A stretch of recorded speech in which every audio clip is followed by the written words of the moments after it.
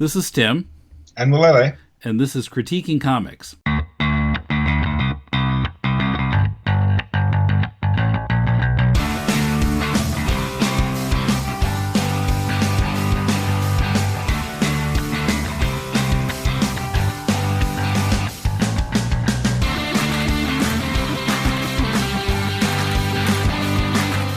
Welcome to Critiquing Comics. This is Tim with Mulele. I'm back in Tokyo, and it looks pretty much the same as it did a month ago. I was gone a long time. It was almost 4 weeks that I was in the States.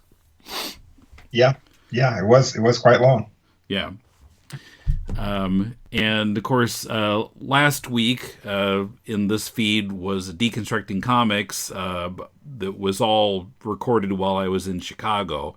And we'll talk about a little bit of that later in the show. We've got a lot to cram into this episode. I hope this isn't a 90-minute job here.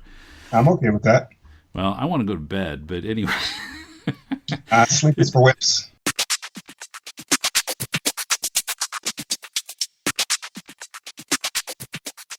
Anyway, so first of all, we have comics to talk about because this is Critiquing Comics. Right. And we got an email from a guy named Craig Hurd-McKenny, who sent us 3 comics that he wrote, and they were drawn by different I think 2 of them were drawn by the same guy, and somebody else drew the third one. And of course, I'll link to his site or whatever I can find so people can kind of follow along at least a little bit while they're listening, see what we're talking about. I'd like to start with the Magic If first, since to me anyway, that was the strongest of the 3. Okay. Although I have to say, in all of these comics, I found there was a problem to varying degrees where in at least one point of the comic, something happened and people were reacting and I didn't understand what was happening. Can you elaborate? Yeah, well, I do have some examples here. But what was sort of odd about that was it was something that if it were just one comic, I might have concluded that it was an art problem. But since these weren't all drawn by the same artist, but they were all written by the same writer, I'm wondering if it's actually a writing problem. Okay.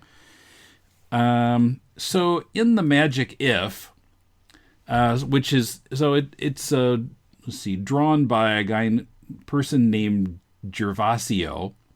Although the last 4, this is supposed to be a reissue of the comic, apparently, according to what he said. And there was a 4-page epilogue added at the end, drawn by a different artist, Melisa Jones. And the story's about 2 guys who are romantically involved, but they're also doing magic shows together. Yeah. One of them's obsessed with competing with a much more famous magician to the point where it starts damaging his relationship with his partner. So at the very beginning, there's a sequence where they're performing a magic trick. And so as they're in the process of it, so one of the guys, he goes into this cabinet and he's supposed to escape within a certain amount of time or these snakes will fall on him. Yep. Poisonous snakes. I'm sorry? Poisonous snakes. It's poisonous snakes. So at some point, the other guy is looking surprised. Like something is happening differently from what he expected. But we don't know what's actually supposed to happen. So I was just confused there because I didn't know what he was expecting. It just, something is different. I never did quite figure out what he thought was going to happen because the comic never explained it to us. I thought it really needed, before the trick, just, a panel where they're talking about what's supposed to happen. Just, to set the expectation. Because, if you think about, well, particularly in maybe towards the end of a story, where, if people are talking about this is the plan and this is what we're going to do, usually that means it's not going to work, right? And something else is going to happen instead. But the expectation's been set. And, when they don't explain what's going to happen, then everything works as they planned. And then we see, oh, okay, that's what was planned and it worked. But if you don't explain it and then things don't go according to plan, it's confusing. Because you don't know what the plan was. Yeah, I think the surprise of the assistant was supposed to be reflective of the tension of the audience, but it's kind of misrepresented in that shot. You're talking about page 3, where the timer runs out. Yeah, the timer runs out, and he's kind of sweating, and apparently, supposedly the kids in the audience were worried or something, but I didn't get that from the art. It was just something that they talked about in the next scene. Yeah, there are a couple of problems with it that I have as well. Yeah, you're right. He shouldn't be sweating it if it's all according to plan. And if it's not according to plan, we need to know what that plan is. At the end of the 4th page, only the assistant claps kind of mildly, and all the other kids kind of looking like, what the hell did we just watch? But also the idea of having poisonous snakes on stage with a kids show, and it seems that neither of them is really good with pets for reasons that are obvious later. I don't think either of them is a snake wrangler. So I'm just kind of like, this is a bad idea. It go. Yeah. Now, once I got past that, and also past the character named Whimsy, which was confusing to me because I wasn't sure if it was a person's name or just something whimsical happening. Right. But once I got past that, I thought the rest of the story was pretty good, and it was sort of it was interesting and I don't know, really a kind of human story of a partnership that almost goes wrong because of one of the partners being obsessed with something else. I thought it was pretty good otherwise. If I had to guess, I would say that this one was written first, because it seems the least. And I should say here, I read 2 of the 3 comics. The 3rd comic, the Brontes, Infernal Angria, I did not read. I just didn't have the time, energy, or wherewithal to read it. But this one I read through. It was okay, but the problems that I had with it were a few. If these 2 people are amateur magicians, actually, I should just say, I don't think amateur is quite the right word. At one point, they say that they're amateur magicians, but I think it's actually they're low-level, maybe not really doing so well financially magicians. Mm-hmm. Yeah, they're a lower tier, but I mean, they're presumably making money at it to some extent, so they wouldn't be amateur. Yeah, now there was this movie called The Prestige by Nolan, which sets up a similar kind of thing. 2 magicians are pitted against each other. The brilliance of that film, and I don't mean to say that that's brilliant and this is not, but what I mean to say is that they set up an understanding with the audience of what the trick is. Mm-hmm. And what they say is basically that the prestige of it is not knowing exactly how they did it. Mm-hmm. And that's what's called a prestige.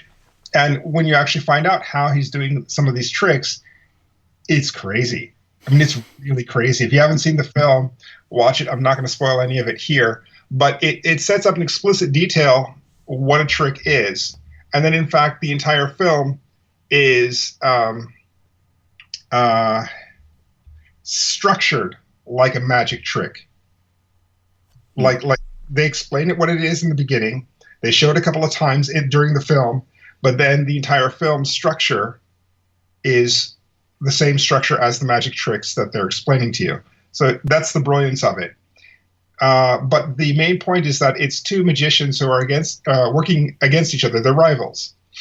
And we understand what the tricks should be, what the mistakes that happen, some of the problems that happen from some of the extreme things that they go through to do these tricks. And none of that is set up here. So, like you said, we don't know what the trick should be, and we don't know where it's going wrong. We just see a nervous look on the assistant's face. And then later, when we meet the rival magician, we don't know why he's so good or why he's so hated. He's successful, yes, but if you're hating him because he's successful, then that's really kind of low.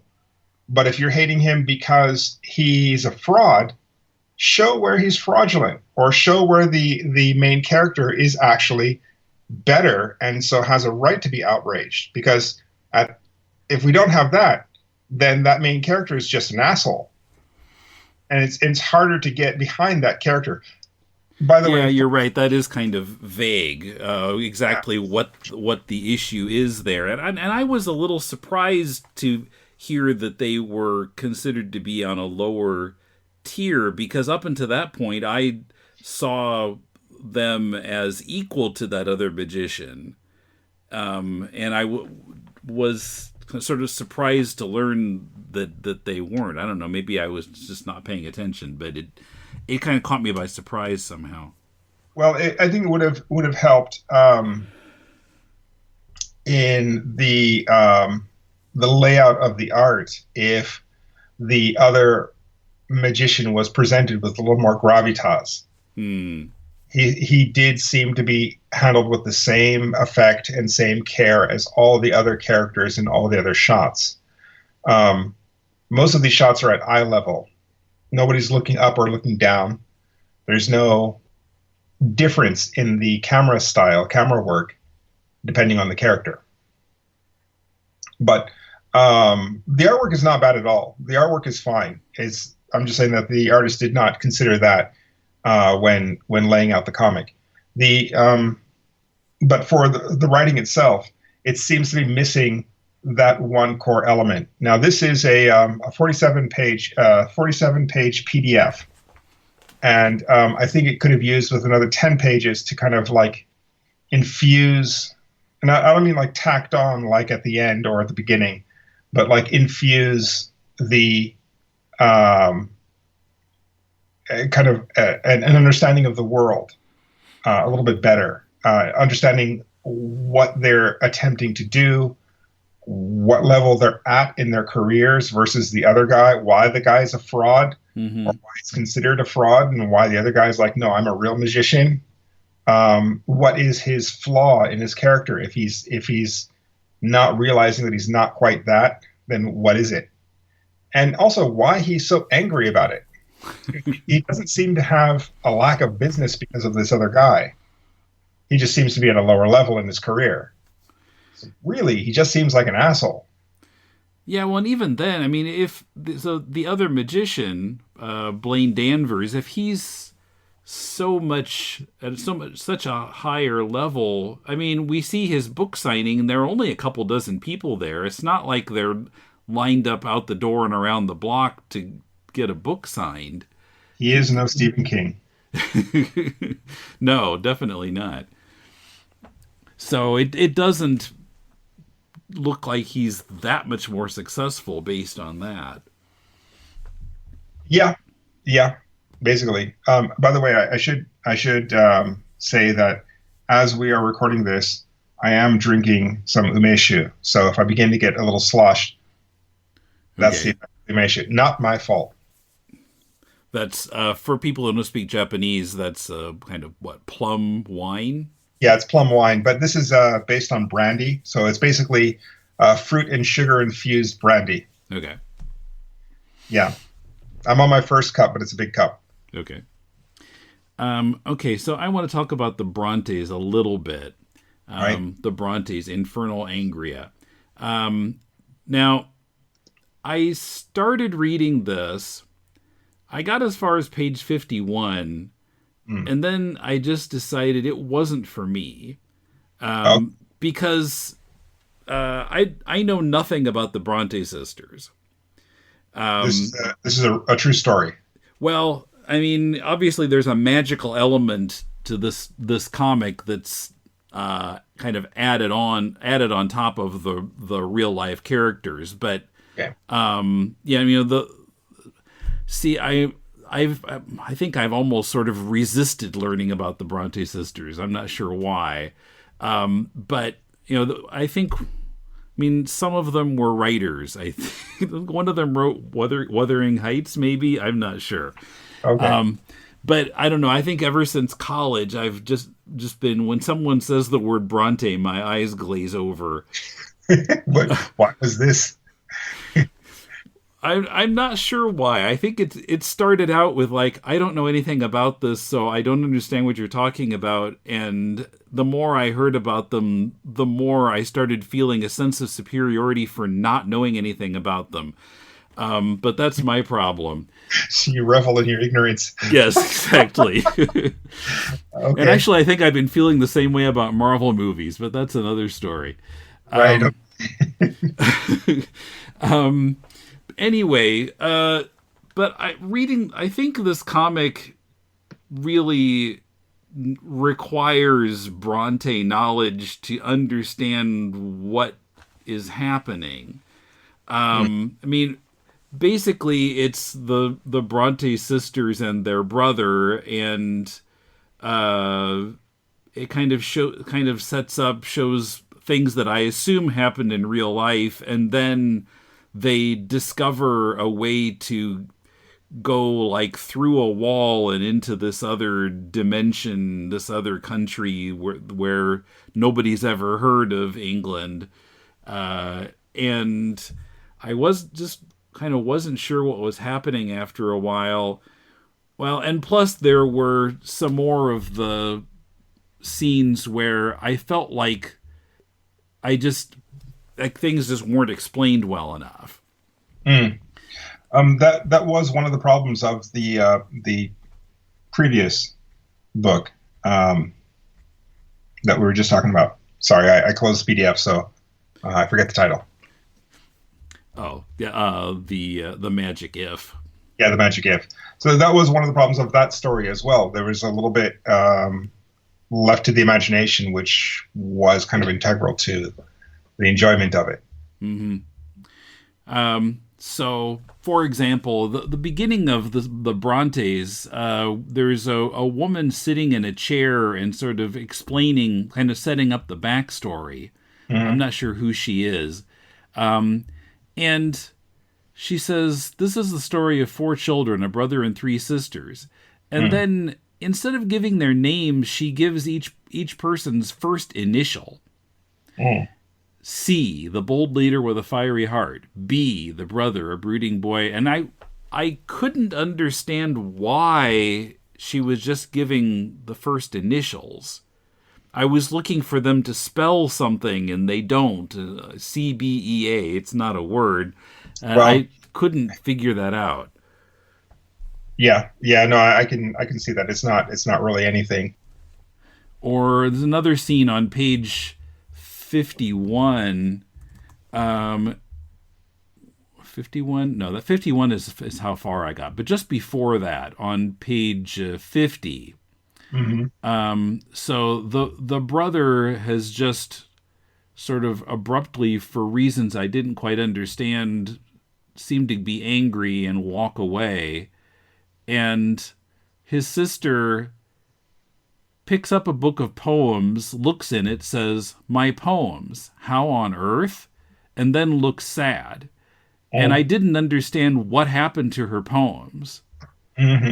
Were they removed from the book? Were they there and she wasn't expecting them? Were they defaced? And I couldn't understand that scene.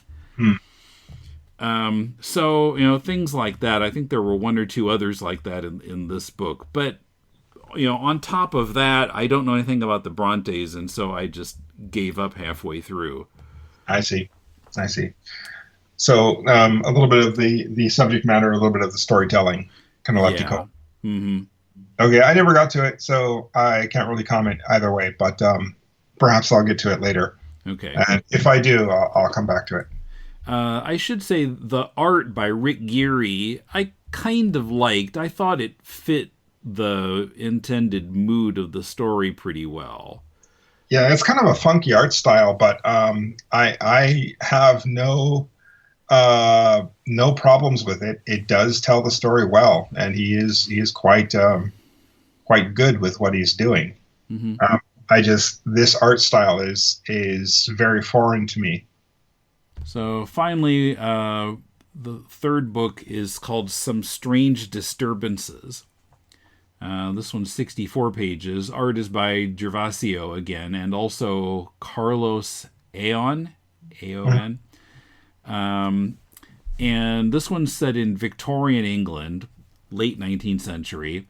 Yeah. The main character's name is Prescott Mayfair, who is apparently he's from the setup at the beginning. Apparently he was born in the U.S., yep, but then moved to the U.K. for some reason.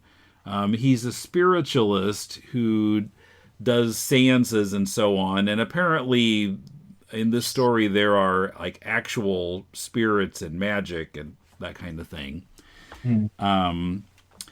Now he's also totally in the closet because being gay is illegal in this time and place. And a guy comes to him asking him to try to drive an evil spirit out of his son. The son turns out to be what we would today call trans. He's not crazy. He's not possessed. He just identifies as a woman. But, in the late 19th century, most people weren't accepting of that idea. And the story overall, I don't know. I felt like there was too much in it. I felt like it was trying to do too many things. Because we had spiritualism, we had LGBT issues, we had racial issues, and it just felt a little crowded to me. No, I didn't see that at all. Oh, really? I felt that the issues did in fact mesh well because they all kind of fall under the heading of oppressed people. Yeah. And in fact, the one black woman, sorry, I forget her name. It starts with a Q, I think. Yeah, she drew parallels to that when she showed her ancestors out in the back, her relatives or countrymen, I don't know, in back behind the house in traditional garb. I don't know if those are statues or actually her relatives. But anyway, yeah, it seemed to me to be a parallel under the garner of oppression, and there are differences, of course. You can't closet your race. Yeah. But even though he tries to closet his sexuality, everybody knows that he's gay. That's true. I mean, everybody. And even at a certain point, I kind of suspected that the guy who hired him to check on his son, who is actually transgender, knew that he was gay. If he was hip to it, yeah, he knows. But if he's not hip to it, maybe he feels that there's some sort of kindred spirit towards that area of sexuality that he doesn't understand, and maybe you can figure out my son. And that's kind of when he sends him on this thing. Maybe he wanted to believe that there was some sort of spiritual or demonic possession thing, but I kind of felt that was a cover story for what he really thought. Maybe I'm reading into it a little bit too much, but either way, I thought it all kind of had the same forward thrust. And the fact that these three people would become friends, and that crazy third act was, I thought, really fun. And so I actually quite enjoyed it. And it did come to, it was a story that used all of its setups. We have the incredibly smart black woman from Africa who saw all of the parts and saw the people who could go where she could not go and do the things that she could not do, because as a woman of that age from that country, she was looked at in a certain way. But here's this man who would be sympathetic because he is also an outcast, who can go where she can't go, and does see this problem. Well, she put it together, and they decided to do something about the oppression that they saw, which I felt was actually quite brilliant. I quite liked this story, and I thought it was the best of the two that I read. Okay. I liked it much, much more than the other one about the magicians. So when it comes to the end, and there is that crazy third act, none of it seemed out of place to me. But it did kind of feel like, okay, we've turned from a supernatural mystery to suddenly, I wouldn't say an action movie, but there was a lot of action in it. Mm-hmm. And I was very satisfied that they kind of remained friends after the event. And I thought it was a lovely comic. Yeah, I didn't get to read it a second time. The ending was good. Do you understand on page 27, the black woman is saying, she just kind of suddenly in the middle of the conversation says, "You can't." And I didn't understand what she meant. I don't know exactly, but it seems in the first panel he's trying to comfort her, and she kind of rejects. Perhaps it is a difference of race, because that is basically the subject of the moment. I was also a little confused because I lack knowledge of what the status of black people was in the United Kingdom. I'm not sure if to my knowledge, there was never slavery there, but I might be wrong. Well, clearly she's not a slave, but she does seem to understand that she's very limited in her ability to move. Mm-hmm. I mean, she can change jobs, she can do whatever, but there are very strict rules about who she is to be in that society, and she doesn't agree with that. Mm-hmm. But beyond that, I'm the same. I don't know for sure. I wish I had a little more historical knowledge of kind of, if it were set in the U.S., I would have a clearer idea. But yeah. Well, she says in the previous page, "Oh, we are well received in close quarters, for we know how to behave like good Victorians. But make no mistake, this excursion is to remind us that we are forever apart. We are not equals. We are the hired help here to entertain." And after that, he tries to comfort her, and she says, "You can't." And it could be for the fact that he is white and he can fit into Victorian society where she cannot. Mm. And I appreciate the gesture, but you can't. And then it focuses on the exhibit of Africans again. And so I think there is that discussion that sometimes happens in the States when parallels are drawn between black people being oppressed versus gay people or LGBT people being oppressed in the United States. And sometimes, this is brought up. But I'm just reading into it. I don't know for sure. You'd have to ask the writer to comment. Yeah. Okay. So, I would say if that is so, this is a very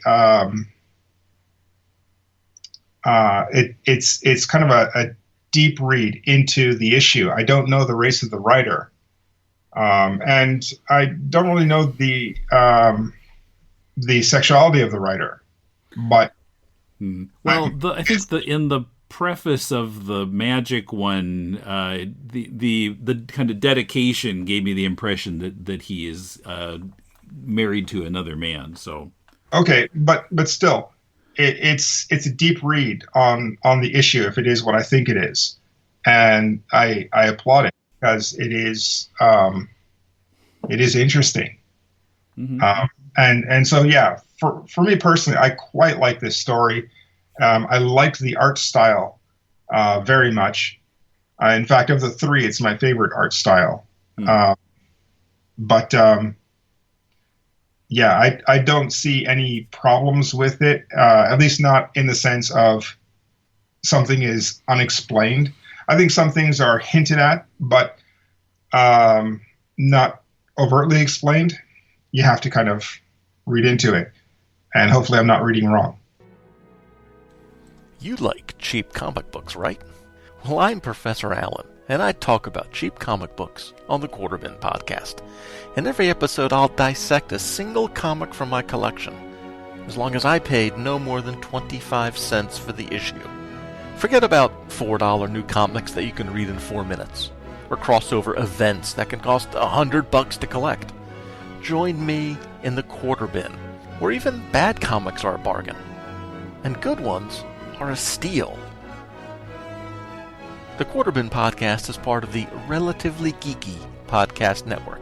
Visit us at relativelygeekypodcast.blogspot.com or search Relatively Geeky or Quarter Bin Podcast in iTunes. I guarantee it'll be worth every penny.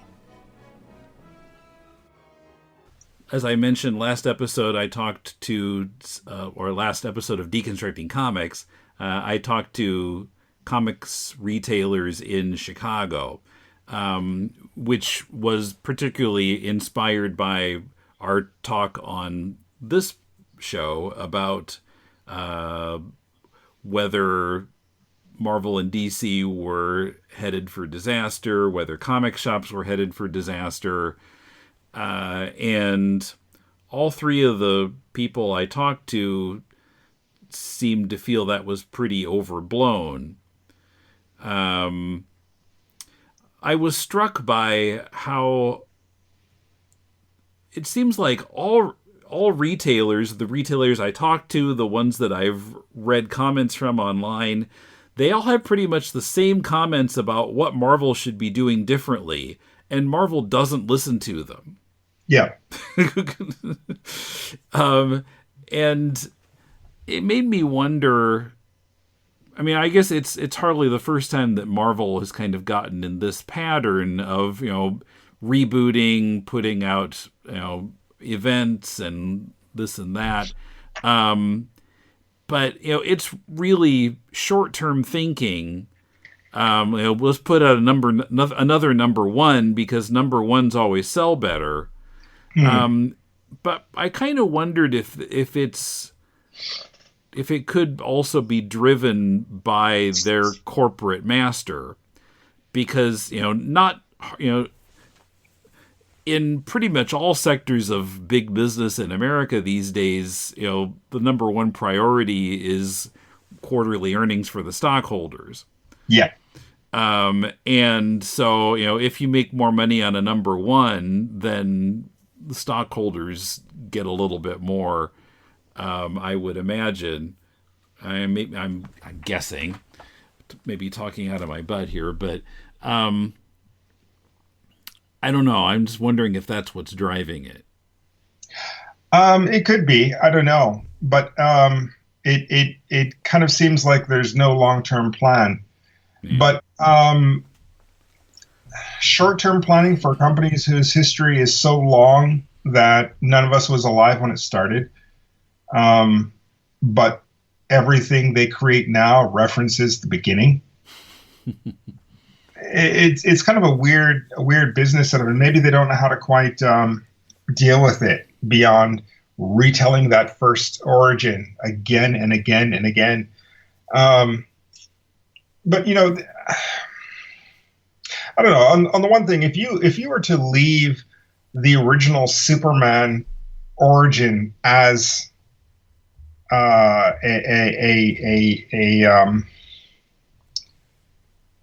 I should say, if you were to not update it, I think getting new people to join in to comics and become interested in this antiquated drawing style about this guy who's super strong but can't fly from another planet, maybe there's a bit of a disconnect and people are not so interested. And so I kind of understand why they would want to do that, but at the same time, it's just kind of boring, because they're no longer trying to tell good stories. They're trying to market their existing characters. They're adding some things here and there, but they're not really standing behind them, it seems. When I hear stuff about what's that comic about the girl with the big hands? What, Ms. Marvel?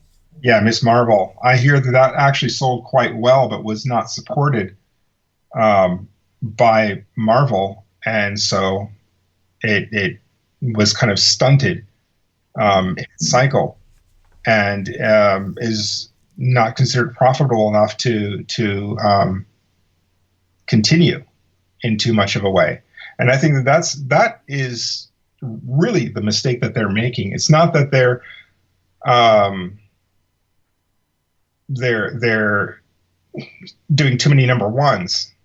It's that they're not supporting anything new. They're not raising a new generation of characters like they should. Well, I mean, Ms. Marvel still has a comic book. I don't know. I think they are trying to, you know, and they've got what's her name? I can't remember. The African American girl who's doing Iron Man like things. Yeah. Clearly, we're big Marvel fans here, but I read a few Marvels, but not that one. So yeah, I absolutely read no Marvel books. I'm absolutely not interested, but I'll watch the fuck out of a movie. I even went and saw Captain Marvel, that fucking train wreck. But we'll talk about that in a minute. But if we're talking about legacy characters who have been switched out with new people kind of taking over their costumes, kind of not interested in that. I don't really care about a female Thor or the idea that Spider-Man in a parallel universe is Gwen Stacy or is Miles Morales or any of that stuff. In fact, I would be generally against that shit if Into the Spider-Verse was not such a good fucking movie. That was an amazing movie, and that's the only reason why I'm there. Do not give a fuck about Spider-Man unless it's a good story. And when I was reading Spider-Man back in the 80s, it was not good. And I don't know if it has become better, but I'm not sticking around for that. At $5 a pop, 12 times a year, or if you're buying all of the series 24 or 36 times a year, I'm really not going to sit down for that and pay through all of that from the 80s up until now. So really, at a certain point, you're going to jump off. That is the natural conclusion. It's not like you can go into a store and, like, okay, for example, in Japan, you have Akira. Akira's been released worldwide, but you can walk into any used bookstore and you can see the entire 6-volume set up on a shelf for whatever price.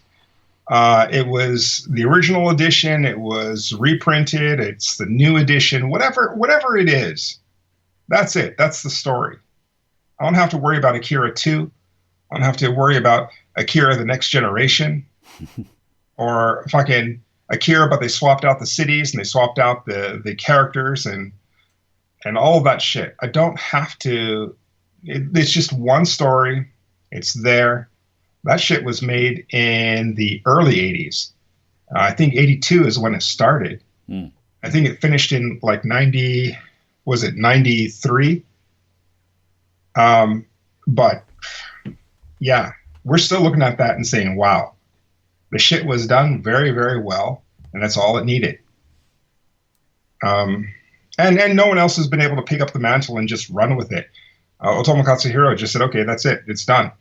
And they're going to make a movie, which I've not been too hopeful about because, fuck, we got a movie that was also excellent. What is there? Is Hollywood making one? Yeah, Taika Waititi is the director of Thor Ragnarok, is apparently making it. But originally, I should go back a little bit. Originally, this was picked up by DiCaprio. It was optioned by his studio, and he was going to play Kaneda. And it was going to be set in Neo, New York, rather than Neo, Tokyo. So just complete transplant and fuck all the shit about Japanese. We don't care about Japanese. We just want the property. That kind of didn't work. DiCaprio aged out or whatever happened to it. It floated around here and there and different people trying to make it until Taika Waititi came along and said, okay, I'm going to make it, but I'm going to cast relatively unknown Japanese actors and set it back in Tokyo, Neo Tokyo. And so he's going to set it very closely to the book, he says, but I won't know what it is until I see it. But I think Hollywood is beginning to learn that if you fuck with too much of this, it becomes just it becomes garbage, and no one's going to support it. And so the Dragon Ball movie, well, also the Ghost in the Shell movie. Mm-hmm. I mean that shit was damaging to Scarlett Johansson's career, as well as the director who made it, who claims that he loves Ghost in the Shell, and he may love it, but he did not make a good film. And I think that's the thing that people want. They want to see respect or homage paid to these original works, and it to be very well. Consider, for example, the Marvel movies, the cinematic universe doesn't follow the comics exactly, from what I understand. But it takes a lot of the major plot points and kind of grafts them in together into this cohesive mesh that is the MCU. And the fans seem to be really supporting it. There may be a couple of movies here and there where they're like, no, not this one. But in general, it's doing well. At the time of this recording, and Avengers Endgame is going to be released in like 2 days. It's released on the 26th here, and I think it's just being released in America. They're looking to make to break 300 million domestic for the weekend, for the fucking weekend. So that's the level of enthusiasm that they have for this slightly altered version of what the comics did years ago.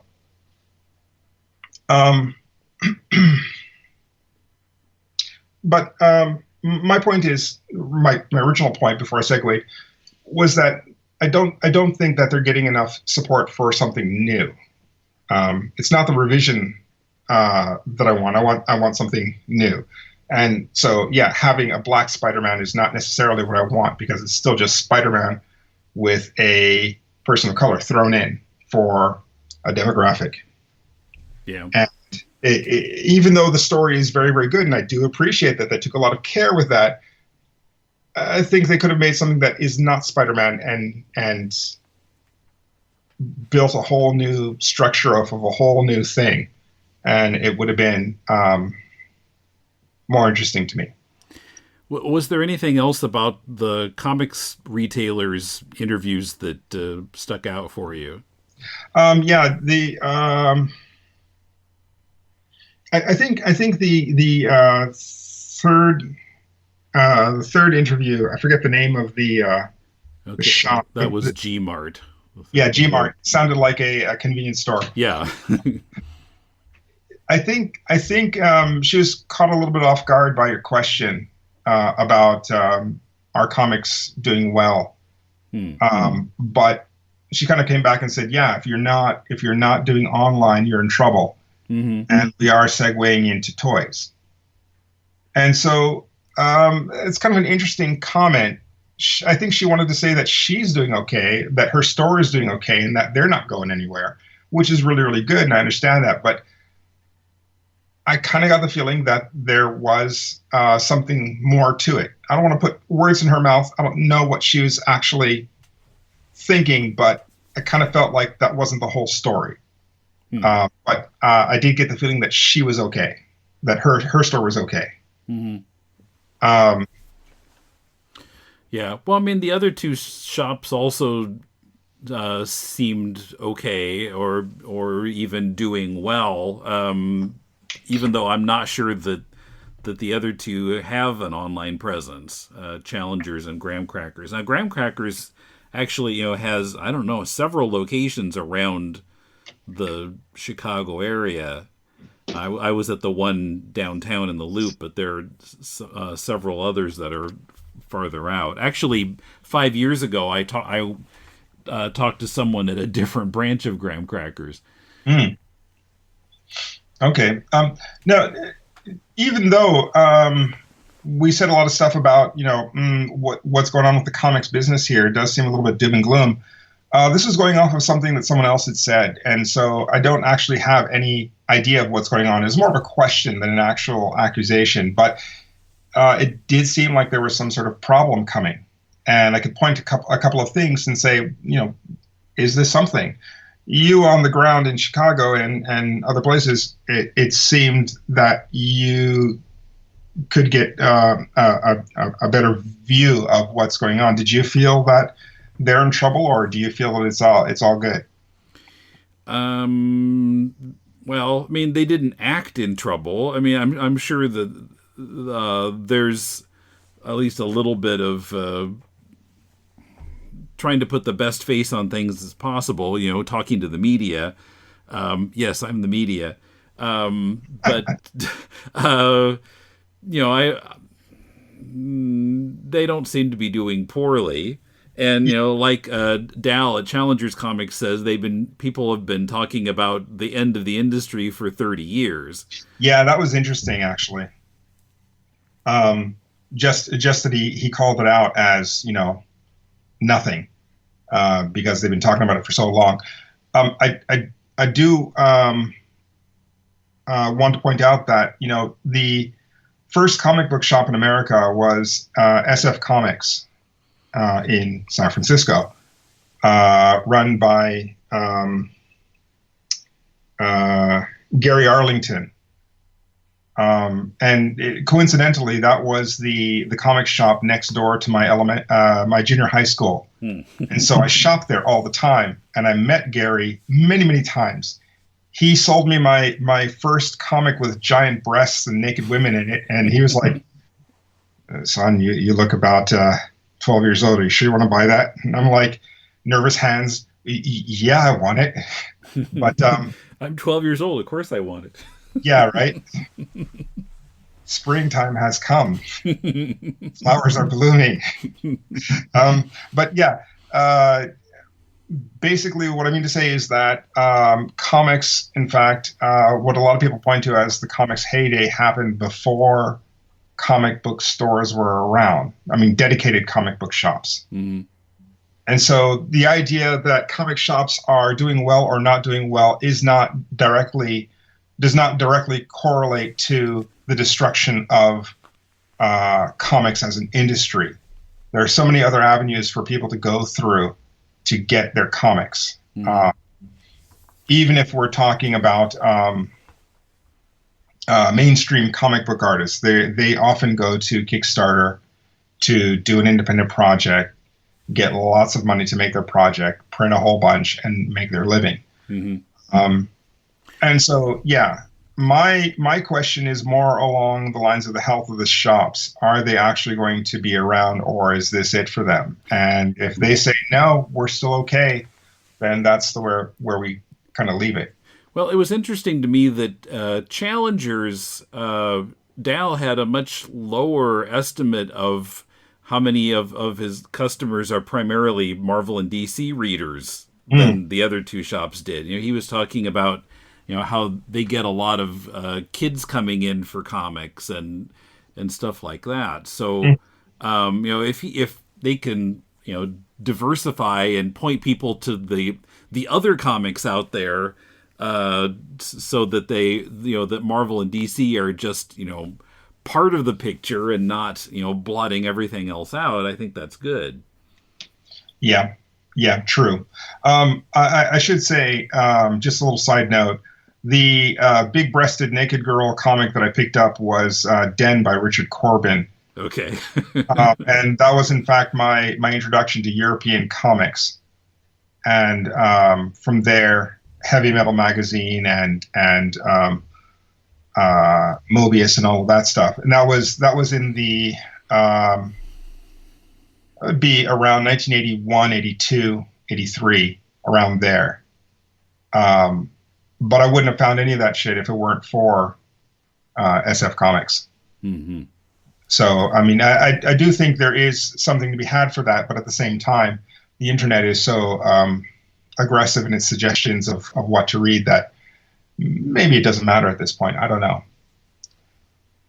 But still, if anybody has any other opinions or other stories about how they interact with comic book shops or where they get their comics from, please drop us a line. I'd like to hear it. Yeah, mail at deconstructingcomics.com. Or you can comment on this post on deconstructingcomics.com on our blog. Well, shall we move on to movies? Sure.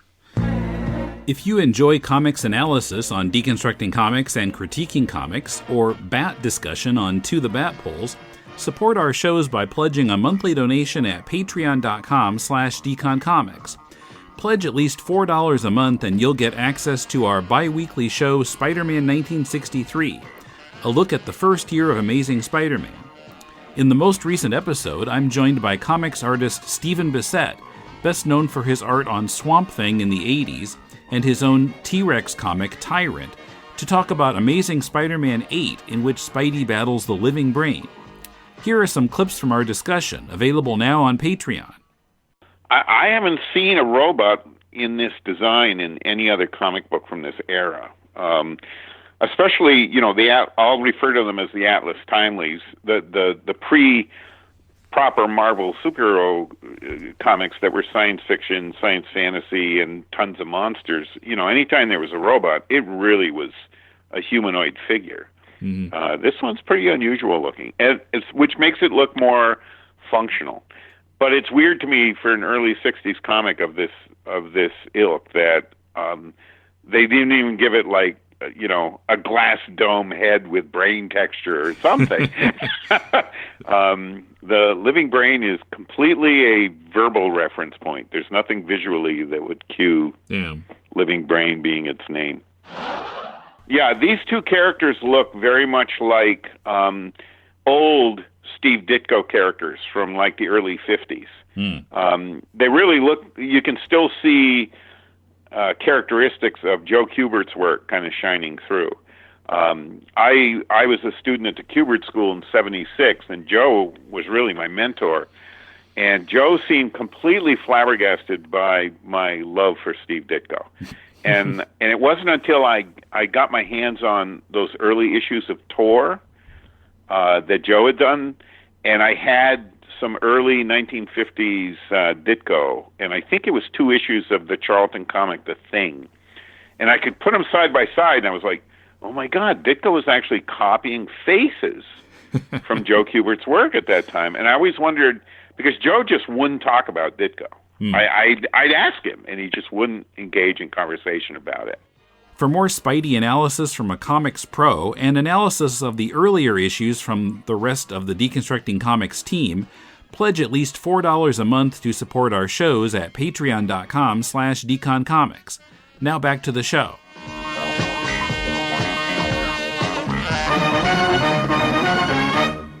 I saw 3 movies when I was in America. And Captain Marvel was the first one. Went with my parents and my brother. Mm-hmm. And we all enjoyed it pretty much. I really liked Brie Larson. I liked her line delivery, and she handled the humorous lines well, I thought. Mm-hmm. Now, it was a little hard for me to judge. I don't have many Marvel movies to judge this against. Right. The first 2 Iron Man movies. But since it was set in the 90s, continuity with the other movies was not an issue until the very end, when we had that, in the middle of the credits, the scene with the other Avengers, and I had no idea what was going on until my brother explained it to me after the movie. But the rest of it, I didn't have that kind of issue at all. So yeah, I enjoyed it. I got the impression that you didn't. No, I didn't. I thought it was kind of forgettable and ranked somewhere below Ant-Man and the Wasp. Ant-Man and the Wasp was fine. It's just kind of flaccid. It didn't really have anything at stake that I cared about. I wasn't so enamored of the characters. In fact, I liked some of the side characters more than I liked the main characters. And with Captain Marvel, I don't know.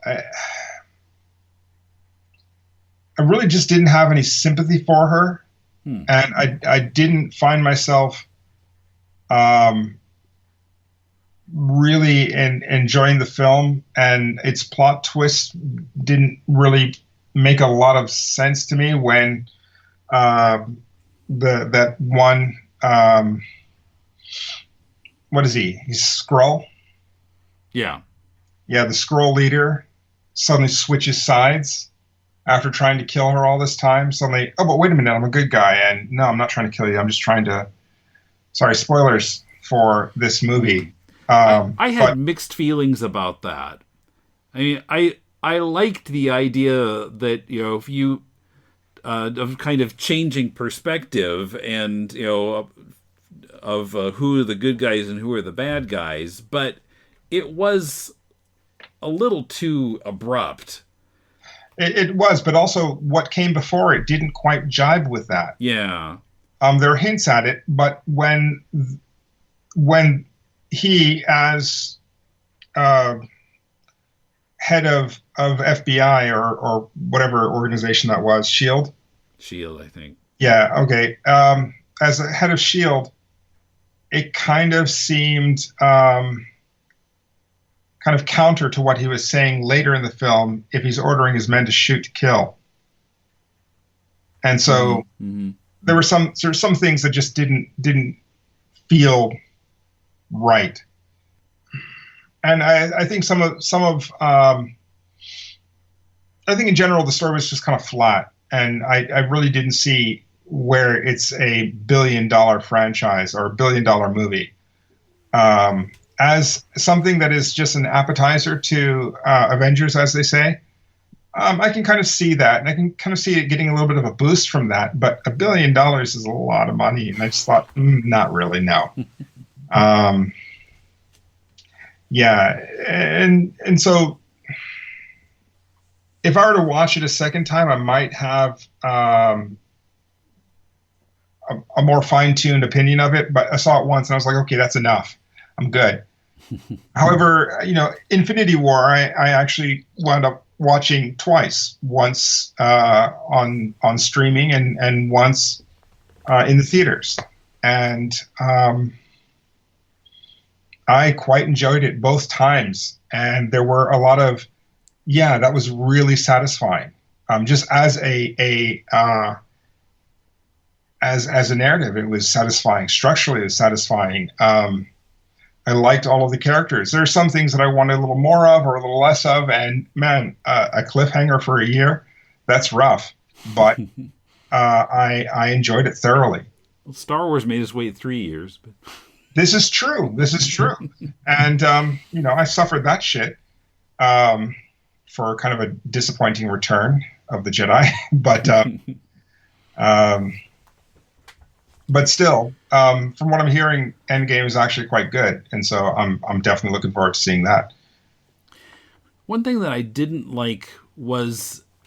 I feel like this is a mistake that Hollywood sometimes makes with superheroes, certainly with Batman, that they don't seem to get the difference between superheroes who try not to kill bad guys versus like action heroes who don't care whether they kill bad guys or not. Because, we had Captain Marvel, blowing up spaceships with people in them, or, like crashing through them so that, they've got the void of space sucking people out, presumably. Right. But, it's like, whatever, who cares? Well, in America, violence is comedy, so who cares? Yeah. And, Brie Larson, or I should say Captain Marvel, is justified in anything that she does because she is the titular hero or hero. But I would like to see Captain Marvel in a good story. I did not think the story was good. So my feelings about the character are kind of set with this shit movie. But I understand that she's actually used better and it's a better script in Endgame. So I'll see if there's any difference there. But I wasn't generally impressed. And in fact, Iron Man 1 was okay. Iron Man 2 was kind of forgettable. I don't really remember the plot. I just remember something about a racetrack and some guy with an electric whip. That's the only thing I remember too. Yeah. And then Iron Man 3. Just kind of more nonsense. Guy Pearce was in it. Something about exploding people. Which kind of runs parallel to my comic. I wonder if there's some sort of subconscious thing. Anyway, so like the Iron Man movies, there was nothing. Hulk, I do not want to revisit. I did not like Edward Norton in that, and I didn't like the Eric Bana version either. Thor was forgettable until number 3. Number 3 was awesome. And even the Avengers movies, and Avengers 1 and 2, I'm not really interested in seeing either of them again. I saw all of this shit, but, most of it, I'm just like, no. Only the last, 3 or 4 I've actually enjoyed, excluding Captain Marvel. So then when I was in Chicago, actually the same day that I talked to the comics retailers, I went to 2 different movies at the same theater. Actually, what happened was the first 2 retailers, I had contacted them before I got to Chicago and set those up. And then I came back to Logan Square, which was the closest CTA station to my Airbnb. And there's a Logan Theater there that I was going to because I saw that they were showing both of the movies I wanted to see. And I came out of the subway and I looked off to the left and, there's a comic shop. G-Mart. So I had time before the movie, so I just walked over and talked to Celeste over there. Well, kudos to Celeste for doing an impromptu interview from a guy off the street. So then I went over to the Logan Theater, and first movie I saw was Dumbo, which of course is not really a comics movie, but just thought I'd mention it since we're talking about movies. The reason I wanted to see it was basically just because I was so puzzled that it existed. You know, a Dumbo movie? A live-action Dumbo movie directed by Tim Burton. I was like, what? Are you joking? That really exists? Yeah. So what was your feeling about going? Did you want to see it just for curiosity, or were you actually interested in seeing a finely crafted Tim Burton version of Dumbo? It was mainly curiosity. I was wondering what it was like. Morbid or genuine? Genuine. Okay. Because I guess maybe part of it was because, I associate Tim Burton with, always putting kind of a dark twist on things. Yeah. And I was wondering just how dark he could make Dumbo. I mean, have you seen it?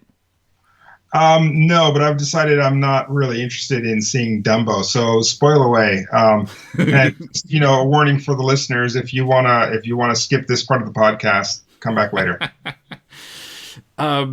Yeah. So, I mean, it's not terribly dark. Maybe a little bit, but it's set at the end of World War I, 1919, and.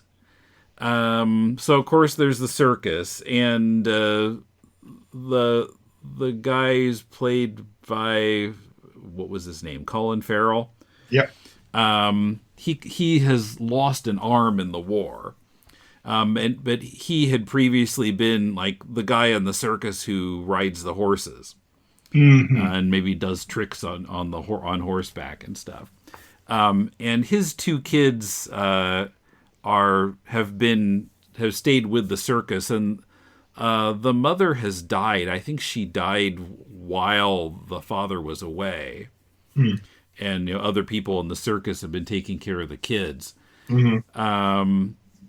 Anyway, so kind of the same thing same things happen a little bit. With the Dumbo is born, and then the mother gets in trouble, and she's kind of taken away, and that is intact. Now, the thing that makes the movie really different from the original is that now Dumbo can't talk. So when you've got a Dumbo who can't talk, then you have to have the humans do more. Yeah. And of course quite a few human characters are added who, it's been a while since I saw the original Dumbo. I barely remember any human characters in the original Dumbo. But it's kind of like, I don't know, like Free Willy or something. I never saw that, but the animal can't talk, so you need a lot of human characters. And so then we've got, Michael Keaton comes in, and he's going to buy the circus, and he installs them in his like big kind of theme park type thing. Right. And I mean, when he first came in, I kind of expected, and he's going to turn out to have ulterior motives, and this is going to go horribly wrong. But it didn't seem like that at first. And when he came in, I was kind of like, it felt to me like the movie sort of lost direction at that point. Because I wasn't sure what was happening. I wasn't sure what the story was exactly. And then, of course, eventually it does come out that he has ulterior motives and things are going horribly wrong. But it wasn't really anticipated, or it wasn't sort of telegraphed at first. And I'm not sure how that could have been better, if it should have been telegraphed, or I don't know. It needed something there in the middle. But overall, I mean, it was a pretty good movie. And there were some funny parts to it. Although one of the jokes was a little eye-rolly to me. and this has probably been in the previews too. I don't recall that I saw. Well, I think I did. I guess I did see a little trailer for it at Captain Marvel, but it didn't dawn on me then. But a couple of times, I think it happens in the movie when Dumbo's being introduced, and the ringmaster says, "Let's get ready for Dumbo," and it dawned on me, okay, they're doing "Let's get ready to rumble." Yeah, I heard that was in there. Much to the horror of many people. But you were okay with that? Well, like I said, it was a little eye-rolly, but whatever, I guess. You didn't really need to have it twice. I guess the thing that bugged me the most about this movie, so the kids... Yeah. The girl is played by Nico Parker. She's 14. She's cute, but she can't act. She can't act at all. She has famous parents. I think that's how she got in the movie. And it's her first ever screen role, and it definitely shows. Oh. But it's... all of her lines, she's all just kind of on the same emotional note. Or maybe no emotional note at all. But it always just kind of feels like she's reading ad copy when she delivers her lines. I don't get any real kind of emotion. Her face is always the same expression. So... yeah, I could have done with a different girl in that role, who could actually sort of bring something to it. Did they keep the crow scene? The what? The crow scene. No. Okay. No, there are no minstrel crows in it at all. In fact, there aren't really. Well, I guess there are other animals in it, but of course they can't talk either. So. But no, they didn't even attempt to do anything with non-talking crows. I didn't see any crows of any kind. Okay. Yeah, I wondered about that too going in. Are they going to do something with crows? But no, nothing. Interesting. So I watched that. I went out to have dinner, and then I came back and watched Shazam. Have you seen Shazam?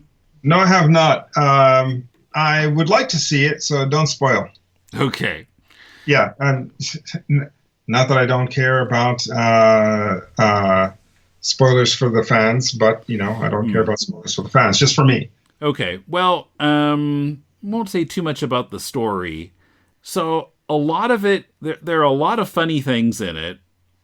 There are some, I don't know, heartwarming is maybe not quite the right word, but part of it has Billy Batson in a foster home with some other kids, and I thought that all went really well. And actually, what ended up happening sort of caught me by surprise. Maybe other people it wouldn't, but I hadn't quite expected what was going to happen there. The thing was, though, 90% of it I thought was a good family movie, but parts of it are a little scary. And I've heard other people say this too. There was one scene in particular that, if I was there with kids of single-digit age, I might cover their eyes for that scene. And it's like, well, there's no blood in the scene. It's not gory, but it's terrifying. Okay. As a number of people are killed by really scary-looking CG monsters. So the director, David F. Sandberg, has been a horror director up to this point. I see. And I think maybe he didn't quite get the tone right for a non-horror movie there. Of course, he scaled it down from an actual horror movie, but he didn't quite get it right on that scene in particular, I think. But overall, I thought it was an enjoyable movie. The other thing that kind of bugged me a little was that they really sort of punted on the Captain Marvel issue here. Because, of course, the character in the comics was, until very recently, Captain Marvel. Yeah. And, of course, some decades ago, there was the lawsuit with Marvel Comics, and they won the right to have a comic book called Captain Marvel because their company is named Marvel. Right. And so this comic book was called Shazam, but the hero was still Captain Marvel. Well, I guess they finally dumped that, and I think in the current there's a current comic book series that's called Shazam, and I think the character is called Shazam in that. But in this movie, they never came up with a name for him. They had him kind of going through, with one of the kids, coming up with various possible names, but they never settled on a name for him. Right. And I thought that was kind of weak. They needed to come up with something to call him. I thought that they'd just call him Shazam. That seems to be the easy fix, but they didn't go that direction either, and that was, so in that sense it was a little unsatisfying. What's this hero called? Well, originally it was supposed to be an acronym for all of the powers that he had coming from these different people. Right, and that is spelled out in the movie. Right. So then why not that? Well, I suppose it's because the wizard who gives him the powers is called Shazam. Right. Okay. And that's the whole concept in the original comic, was that Captain Marvel or Billy Batson is calling out to Shazam the wizard to give him the powers. Right. So every time a little boy calls this old man's name, the old man will fill him with power. Yeah. That sounds a little off, but yeah, all right. That sounds a little creepy if you put it that way. But yeah, so they need to come up with something to call him. Yeah. Actually, I remember the TV show from the 70s. Do you remember that? Mm-hmm. So that was a weird show because we had an old man who was not related to, what was his name, Billy Batson? Yeah, that guy, they just called him Mentor. That was his name, Mentor. Yeah. That's rough. I but anyway, that. So Billy Batson was riding around in this Winnebago around the country just looking for trouble. And then Captain Marvel would turn up in the last couple of seconds of each episode and say, hey, don't do drugs or something. And that's probably 80s, but in the 70s, like, hey, kids, stay out of trouble. And then he'd springboard away. Actually, I'd heard that Adam West is one of the voices on that show. I don't know, some post-Batman 66 stuff. But, yeah, that show is my memory of Shazam and Captain Marvel. Seeing this movie, it looks kind of nice. It looks all flashy, and I would like to have a good story. I'm a little bit tired of Mark Strong as the villain in these things, but is he any good? Well, I mean, I wasn't familiar with him up to this point. I thought he was fine. I thought he was good. He's pretty scary. Yeah, he was also the villain in Green Lantern. Okay. Yeah. The movie makes a great joke at the villain's expense, which I'm not going to spoil. Okay. But kind of late in the movie, I was cracking up. So you would say that overall this film is good? Yes. Better than Dumbo? Yes. Better than Captain Marvel? Maybe a little bit. A little bit better than Captain Marvel. So this is the best of the three. Yeah, yeah. The scary scene kind of muddies the waters for me, but I guess I think maybe the things I liked about Shazam made it a little higher than Captain Marvel. Although I did enjoy Captain Marvel too, more than you did. Yeah, apparently.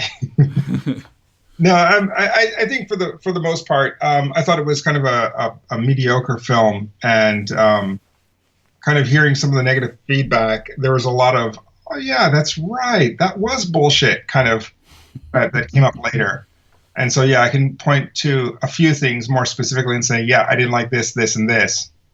But that's if I were to actually watch it and analyze the film, I might come up with that sort of stuff, but it didn't seem to be so worthy of analysis. You've seen The Dark Knight, right? No. You're fucking up. But maybe we'll get to it eventually on To the Bat Poles. Get to that sooner rather than later, because that is the bar that was set for comic book films in 2008. And everything else has been trying to catch up to that since then. There are a couple of films that some people claim have reached that level or are going to top that level, but I don't know if that's actually the case. So far, that's still the one that I look at and say, damn, that's really good. And I've done a lot of analysis of that film because it was so good. Mm-hmm. But, which is why I can look at something like Captain Marvel and just say, meh, it's not all that. Yeah, well, I mean, I don't have much of a superhero movie yardstick at this point, so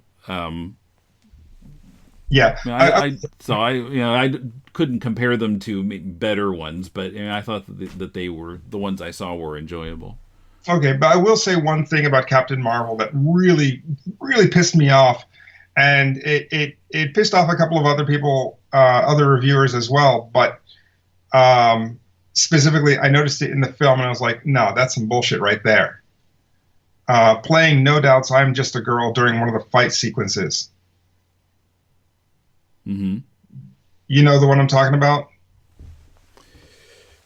I don't quite remember what was going on at that point. She's flying through space. It was in the promo trailer. She's flying through space, fist blasting everybody and blowing up ships and whatnot. And they're playing this song by No Doubt from the 90s. Yeah. And it's just really inappropriate, didn't really make any sort of sense. And if there's any sort of point that they're trying to make about being a woman in a man's world and standing up for yourself and all of that, that's not the way to do it. It was dumb. Well, yeah, I suppose if you listen to all the lyrics of the song, it doesn't fit. If you just listen to the title, maybe it fits. Maybe, but still, I wouldn't have put that there. The music cues were a bit much in that film. And it is one of those things, every once in a while you watch a film and you're like, okay, this director really is stupid. They really don't know what they're doing, can't write a script for shit, even with a co-writer, and their sense of direction, poor. From what I understand, the director of Captain Marvel did an indie film prior to this. And so maybe it's a little too soon for this director. I don't know. But I didn't feel that she was really capable of making... man, while I'm at it, I'm going to bitch about this too. Fucking Fury. Fury and how he lost that eye. Oh, the cat. That fucking killed me. And if you watch Captain America, Winter Soldier, you'll understand why. It'll fucking kill you too. I mean, maybe not now because you've seen Fury and the cat, but yeah, in Winter Soldier, it's a much, much better scene with gravitas, and you're like, oh fuck, what happened to Nick Fury? He only references something that happened in the past, and he says, last time I trusted somebody, I lost an eye, and this is the scene that they give us? The fuck? Yeah, bullshit. On many levels. Sorry, man, I'm getting all agitated just thinking about it.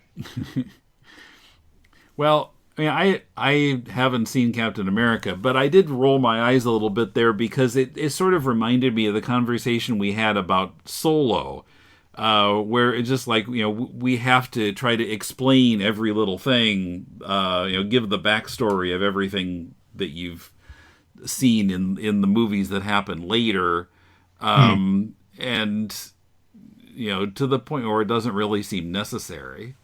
Yep. I do want to ask you, when are we going to do that movie night? I have no idea. Because it kind of sounds like you got some time right now. It does. Yeah, man.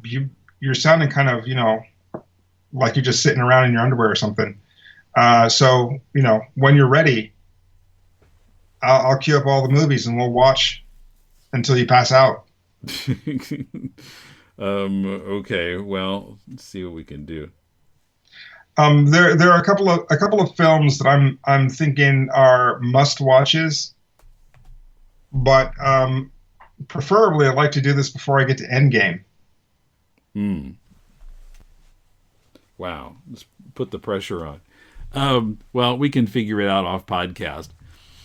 We're coming up on the 90-minute mark here, as I expected. Let's figure it out now, because I want you to make that promise to the listeners, dear listeners.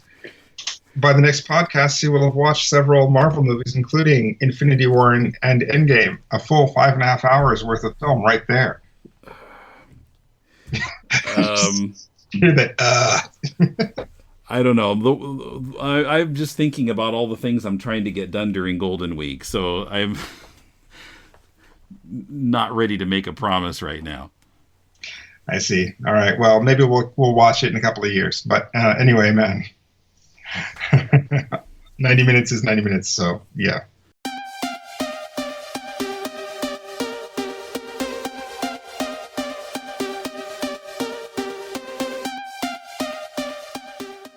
Okay, so finally we've got a couple of emails from people whose comics we've reviewed in the past on Critiquing Comics. So let's see. This is from Giovanni Smith about Days of Dark Fire. Remember that one? Nope. That was the woman who's had been given those powers and her eyes went white but she was also being like, the powers were going to kill her. Right. Okay. Yes, I remember that. Okay. So he says, just wanted to send you a quick note and say thank you for reviewing Days of Dark Fire on Deconstructing Comics, actually, and Critiquing Comics. It's the first comic Sinopia has published, that's his publishing company, and I really appreciate you taking the time to review it so thoroughly. We've also got another series in the works, and I was just wondering if it would be okay to reach out and share that with you once it's ready for launch. Sure. Absolutely. And I already told him sure. Yeah. So, yeah. Okay. And secondly, remember Yiffing in Hell? Yes, I do. Yeah. It's over 2 years ago that we talked about that, way back on Critiquing Comics 102. He finally realized that we critiqued his comic. This is Gelada, the creator of Yiffing in Hell, and he commented on our blog, "Hi, I appreciate you taking the time to talk about my book and all. The idea I was chasing was to replicate the feeling I had when discovering strange European and Japanese comics as a kid. You know, you come face to face with this alien thing from an alien place in a different language, a different sense of morality. Picture being a kid and coming across Akira late at night with no subtitles.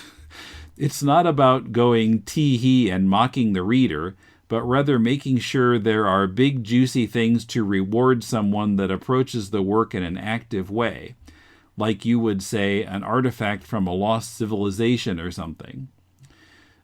Since the big theme of the book is language and destruction, I thought you would like it. I guess you didn't, but I have to say, if I was a kid and I heard this review,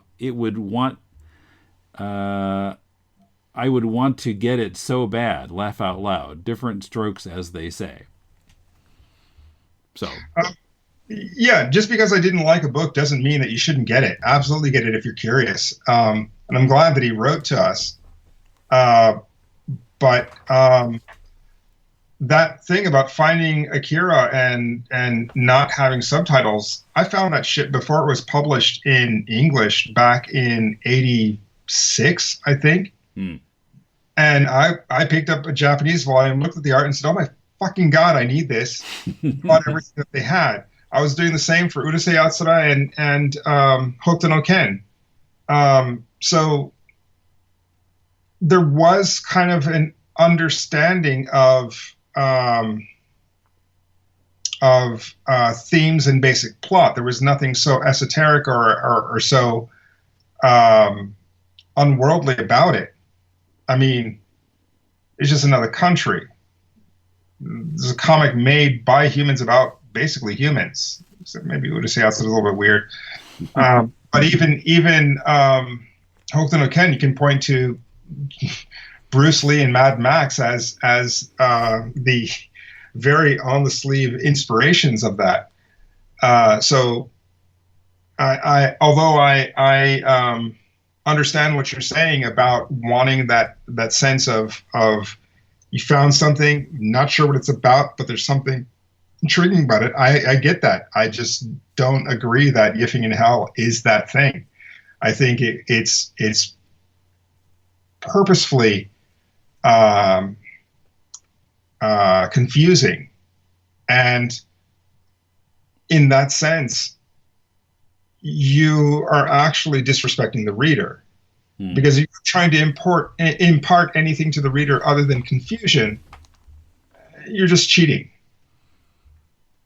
If the reader doesn't have the necessary generally available information to understand it, for example, language, that's one thing, but he wrote that thing in English and still didn't get it. So no, I disagree. But if he makes another book, wants to send it our way, sure. If it's a great book, I'll say it's a great book. If it's a bad book, or if I feel that it's a bad book, sorry, my opinion is my opinion, not fact. Then I will say my opinion as it is. But absolutely, just because I've said something about a book in, for me, a very strong way, doesn't mean that artist is bad or that their writing is bad generally. I just didn't agree with the idea that they put forth. And even with his letter, I disagree. Okay. So, if you would like us to critique your comic on this show, you can send a PDF of it or a link to it to mail@deconstructingcomics.com, and we'll read at least 30 pages of it and critique it on the show. Any final questions? Yeah, actually a few, maybe. As we push towards 2 hours. No, just a couple of quick ones. Just going back to the States, because I haven't been back there in a while. Actually, I was there last year, but only in the airport going through New York. What's the atmosphere like?